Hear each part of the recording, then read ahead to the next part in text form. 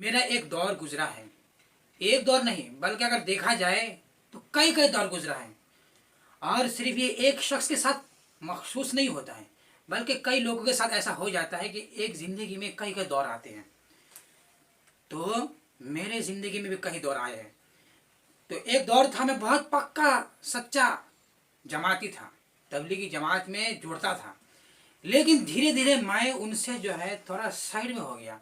इसीलिए कि जब उनसे अगर 6 सिफात से हटकर कोई दूसरी बात अगर करूं, जैसे मैं किसी आलिम साहेब जो दारुल उलूम देवबंद से पढ़ के आए हैं, फारिग होकर आए हैं, उनसे अगर कुछ सीख कर अगर वही बात जमात में अगर फिट करूं तो बोलेंगे ये हमारे जो है जमात के जो दायरे में है, 6 सिफात के अंदर नहीं आते हैं, तुम हट के बात कर रहे हो।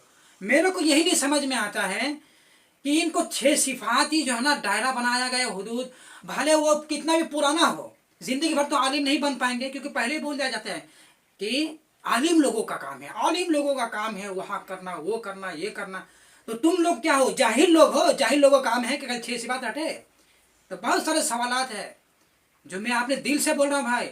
और मैं ये चीज़ एकदम डंडे के साथ कहता हूँ कि मेरे को जो है जितना पहले नादानी से और ना समझी थे, हजरत मौलाना साद साहब तबलीग से मोहब्बत थी, लेकिन वो नादानी ना समझी की वजह से थे।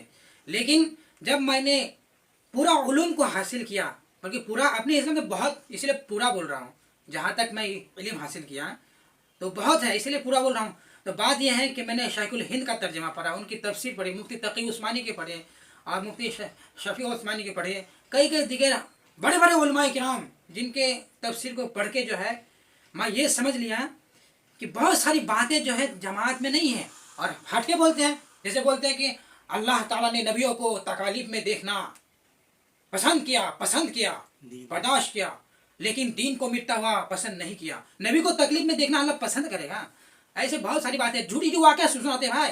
एक मेसवाक के बिना पर जो है किला फतह नहीं हो रहा था, ये कौन सी बात है? जबकि ये मौलाना साहब को अभी बताएंगे डिटेल के साथ, मेरे को तसल्ली देंगे। मैं चाहता हूँ कि वो वीडियो मैं अपलोड करूँ जिसमें मेरे को तसल्ली हो और हर कोई जो है अपनी गलत फहमी को दूर करे कि ये कौन सी हदीस बता रहे हैं, कहाँ से बता रहे हैं। आलिम साहब ने अभी तक अपनी ज़िंदगी में जो बहुत सारे दौरा हदीस पढ़े हैं, लेकिन कहीं वो किस्सा आता है क्या, वो मिसवाक वाला किस्सा के किला फतह हो नहीं हो रहे थे। और इसी तरह कई एक कचरा फेंकते थे, एक बूढ़ी औरत आप सल्लल्लाहु अलैहि वसल्लम गुजर जाते थे, बहुत पूरा झूठा वाक़या है। अरे कौन सा किस्सा ऐसा आता है इसमें झूठा है? गठरी वाला। हाँ, गठरी उठाकर अल्लाह के नबी लेके। अच्छा, वो भी वो बातिल किस्सा है क्या? वो भी दुरुस्त है। तो फिलहाल मेरे को अभी तसल्ली देंगे मौलाना साहब, तो आप मौलाना साहब कुछ बोल दीजिए, बता। बिस्मिल्लाहिर्रहमानिर्रहीम। दीन नाम है अल्लाह ताला के नाजिल किए हुए कतई अहकामात का, जिसमें रद्दो बदल की कोई गुंजाइश नहीं है। और इसी तरह से एक है मनहज, ये नहज का लफ्ज़ जो होता है तरीक़ा कार। अल्लाह ताला ने हुक्म दिया तामुरून बिल मारूफ व तनहाउना अनिल मुनकर, नेकी का हुक्म दो और बुराइयों से रोको। फिर इसके अलग अलग तरीक़ा कार हैं, उसमें से एक तरीक़ा मौलाना इलियास कांदहलवी रहमतुल्लाह अलैह ने शुरू किया।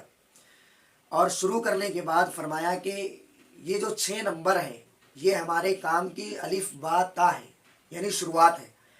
अब सवाल ये पैदा हुआ कि 100 साल पहले जिस अलिफ बा ता को शुरू किया गया था, अभी तक अलिफ बा ता भी हटके 6 नंबर ये शुरुआत है, ये ख़त्म नहीं है। मौलाना इलियास कांदहलवी ने ये कहा कि अभी के लिए 6 नंबर याद रखो, ये नहीं कहा कि इससे आगे मत बढ़ो।